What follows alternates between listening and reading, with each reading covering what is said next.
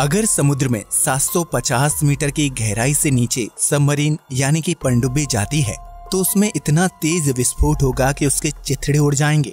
वहीं अगर एक नॉर्मल इंसान समुद्र में 1 किलोमीटर की गहराई से नीचे बिना ऑक्सीजन सिलेंडर के जाता है तो उसके लंग्स फट जाएंगे। वहीं अभी तक समुद्र की सबसे गहरी ज्ञात जगह चैलेंजर डीप है, जो लगभग 11 किलोमीटर की गहराई में है, जहां अब तक 8 लोग जा चुके हैं और जिंदा वापस आ चुके हैं। जबकि इतनी गहराई में किसी इंसान या मशीन का जाना जानलेवा साबित हो सकता है। अंतरिक्ष से देखने पर हमारी पृथ्वी नीले रंग की दिखाई देती है, जिसके पीछे समुद्र बहुत बड़ी वजह है। धरती के लगभग 71% हिस्से में समुद्र फैला हुआ है, जिसमें मौजूद पानी की वजह से पृथ्वी को नीला ग्रह कहा जाता है। लेकिन क्या आपने कभी सोचा है कि समुद्र के नीचे कौन सी चीज है? यहाँ हम समुद्र के अंदर नहीं बल्कि समुद्र के नीचे मौजूद चीज का पता लगाने की बात कर रहे हैं। समुद्र के नीचे क्या है? इस सवाल का जवाब जानने से पहले ये जानना जरूरी है कि समुद्र की गहराई कितनी है और यहाँ क्या कुछ गतिविधियां होती हैं। तो आइए शुरू करते हैं ये मजेदार वीडियो। समुद्र और जीवन। ये तो हम सभी जानते हैं कि धरती पर जीवन की शुरुआत समुद्र से ही हुई थी, जहाँ सूक्ष्म जीव और बैक्टीरिया ने जन्म लिया और बीतते समय के साथ जीवों की कई प्रजातियां अस्तित्व में आईं। ऐसे में ये कहना गलत नहीं होगा कि समुद्र धरती में जीवन देने वाले मुख्य तत्वों में से एक है, जिसके अंदर लाखों करोड़ों जीव जंतुओं की प्रजातियां निवास करती हैं। आज तक इंसान समुद्र का सिर्फ 5% हिस्सा ही खंगाल पाया है। ऐसे में समुद्र के बाकी 67% हिस्से में क्या है, ये कोई नहीं जानता। लेकिन वैज्ञानिक समय समय पर समुद्र के अंदर विभिन्न चीजों की खोज करने के लिए रिसर्च करते रहते हैं, जिसके तहत इंसान एक हद तक समुद्र की गहराइयों तक पहुंचने में कामयाब हो पाया है। प्रशांत महासागर के मारियाना ट्रेंच में मौजूद चैलेंजर डीप को पृथ्वी की सबसे गहरी ज्ञात जगह के रूप में जाना जाता है। इस जगह की गहराई 10,902 से 11,022 मीटर यानी कि 11 किलोमीटर के करीब है। इस जगह पर सूर्य की रोशनी नहीं पहुंचती और चारों तरफ घना अंधेरा होता है। इतना ही नहीं, चैलेंजर डीप में पानी का प्रेशर इतना तेज होता है कि वहां तक पहुंचना किसी भी इंसान या मशीन के लिए जानलेवा साबित हो सकता है। हालांकि अब तक सिर्फ 8 लोग ही चैलेंजर डीप की गहराई तक पहुंचने और वहां से जीवित बचकर वापस आने में सफल रहे हैं। लेकिन समुद्र की गहराई और उसके नीचे मौजूद चीजों का अंदाजा सिर्फ चैलेंजर डीप से ही नहीं लगाया जा सकता, क्योंकि इस समुद्र में सैकड़ों राज दफन हैं। समुद्र की गहराई। अगर आप समुद्र की गहराई को अच्छी तरह से समझना और देखना चाहते हैं तो उसके लिए शुरू से शुरुआत करनी होगी। यानी चैलेंजर डीप तक पहुंचने से पहले हमें ये जानना होगा कि समुद्र में 1 किलोमीटर से लेकर 10 किलोमीटर की दूरी तक क्या क्या घटनाएं घटित होती हैं और इससे समुद्री जीवों पर क्या असर पड़ता है। अगर आप समुद्र में 1 किलोमीटर की गहराई में जाएंगे तो एक सामान्य इंसान बिना ऑक्सीजन सिलेंडर के इस गहराई तक भी तैर नहीं पाएगा। एक इंसान ज्यादा से ज्यादा 800 फीट की गहराई तक की तैराकी कर सकता है। उससे नीचे जाने पर उसे सांस संबंधी समस्याएं होने लगती हैं। समुद्र में 1 किलोमीटर की गहराई पर जाने से इंसान को बेहद तेज वाटर प्रेशर का सामना करना पड़ेगा, जिसकी वजह से उसके फेफड़े भी फट सकते हैं। हालांकि जलीय जीवों के लिए यह प्रेशर बिल्कुल भी जानलेवा नहीं होता है। इसलिए समुद्र में 1 किलोमीटर की गहराई में मछलियों समेत दूसरे जलीय जीवों की विभिन्न प्रजातियां निवास करती हैं। वहीं समुद्र की सबसे बड़ी शिकारी मछली यानी ब्लू व्हेल अपने शिकार की तलाश में 500 मीटर की गहराई तक जाने की क्षमता रखती है, जबकि आमतौर पर यह मछली 300 से 350 मीटर की गहराई में निवास करती है। अगर आप इससे आगे समुद्र की गहराई में जाते हैं तो आपको 750 मीटर की गहराई में पनडुब्बियां नजर आएंगी। ये पनडुब्बियां पानी के अंदर रहकर दुश्मन देश की गतिविधियों पर नजर रखती हैं, ताकि समुद्र से किसी प्रकार का हमला ना किया जा सके। लेकिन 750 मीटर से ज्यादा गहराई में जाने पर पनडुब्बी पानी का प्रेशर नहीं झेल पाती और कुछ ही मिनटों में फट जाती है। यानी 800 मीटर की गहराई तक जाने पर आपको तापमान बेहद कम महसूस होने लगेगा। यह वो जगह होगी जहां सूर्य की रोशनी ना के बराबर पहुंचती है। इसी वजह से समुद्र की उस गहराई में बेहद ठंडा तापमान होगा। लेकिन कुछ जलीय जीव उस तापमान में भी खुद को जीवित रखने की कला सीख चुके हैं। इतना ही नहीं, समुद्र में 800 मीटर की गहराई पर आपको ज्वालामुखी देखने को भी मिल सकते हैं, जिनमें विस्फोट भी होता है और ज्वालामुखी से निकलने वाली गर्मी जलीय जीवों को जिंदा रहने में मदद करती है। इस तरह समुद्र की गहराइयों में 11,022 मीटर तक पहुंचने के बाद आपको घनघोर अंधेरा दिखाई देगा और यही वो जगह होगी जिसे हम सभी चैलेंजर डीप के नाम से जानते हैं। ये गहराई इतनी ज्यादा है कि अगर दुनिया के सबसे बड़े पहाड़ यानी माउंट एवरेस्ट को चैलेंजर डीप में उल्टा डाल दिया जाए तो उसकी चोटी भी चैलेंजर डीप की गहराई को छू नहीं पाएगी और 3 किलोमीटर की दूरी पर रुक जाएगी। हालांकि वैज्ञानिकों द्वारा निर्मित कुछ एडवांस मशीनें चैलेंजर डीप की गहराई तक पहुंचने में सफल हो पाई हैं ताकि वहां के माहौल का पता लगाया जा सके। लेकिन चैलेंजर डीप के बाद समुद्र के नीचे क्या है, ये सवाल अभी भी जस के तस बना हुआ है। क्या है समुद्र के नीचे?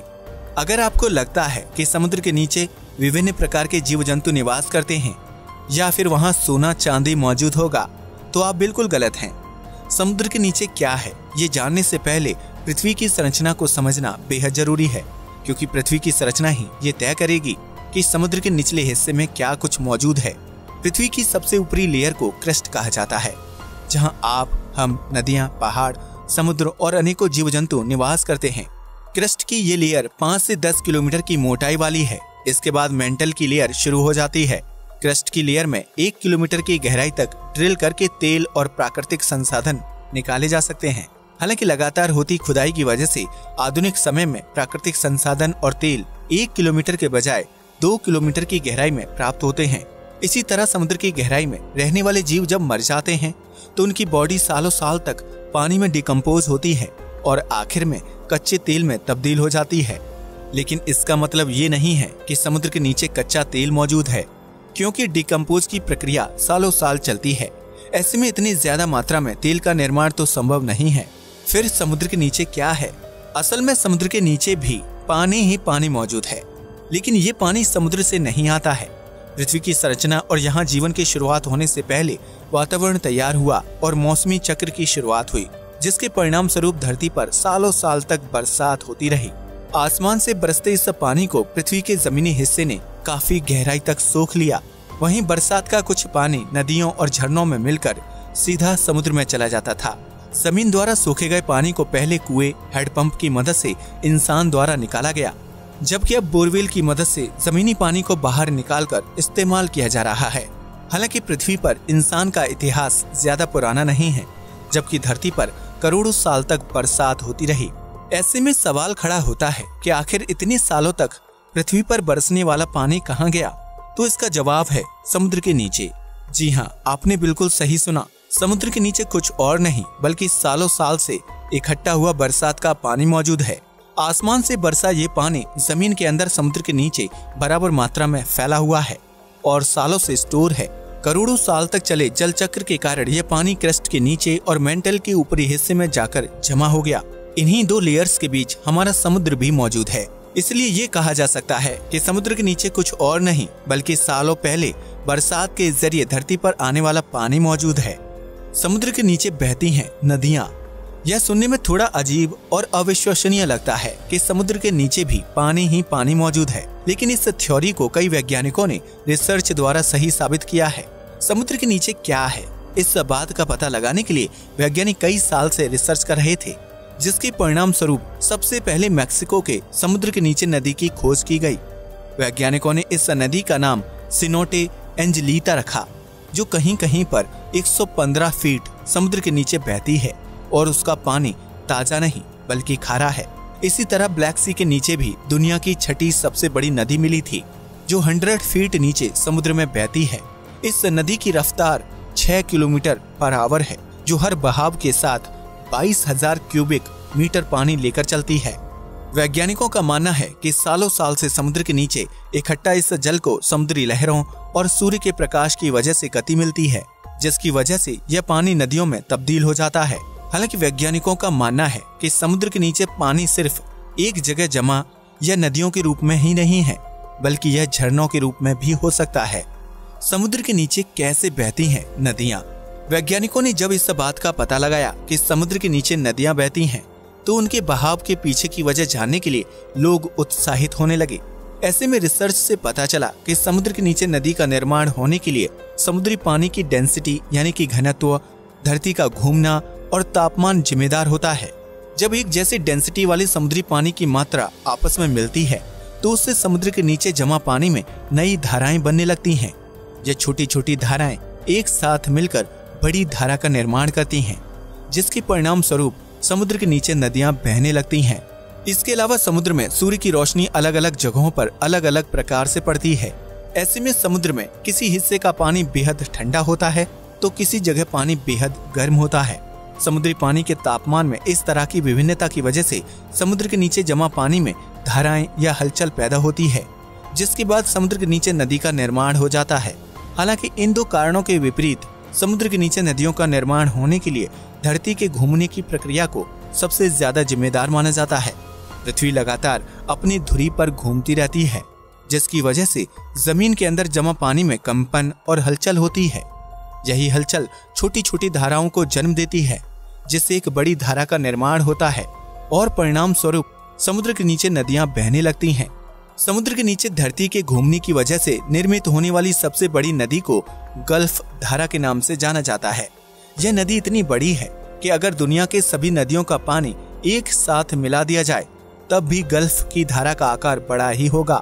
इस धारा में बहने वाले पानी को अंतरिक्ष में घूम रही सैटेलाइट से भी आसानी से देखा जा सकता है, क्योंकि इसका नीला रंग जल्दी से ध्यान खींचता है।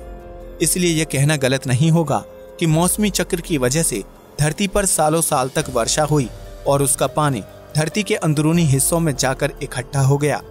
वर्तमान में यही पानी समुद्र के नीचे नदियों और झीलों के रूप में बह रहा है। अब तो आप समझ ही गए होंगे कि समुद्र के नीचे क्या है और वह समुद्र के निचले हिस्से तक कैसे पहुंचा। यकीनन पृथ्वी के निर्माण से लेकर उसकी संरचना और वास्तविक स्थिति सब कुछ बहुत ही रहस्यमयी है, जिन्हें सुलझाने का प्रयास इंसान सालों से कर रहा है। अब ये देखना दिलचस्प होगा कि समुद्र के नीचे मौजूद पानी में भी जीवन संभव है या नहीं। इस बारे में आपकी क्या राय है? कमेंट सेक्शन में जरूर बताइएगा। नमस्कार दोस्तों।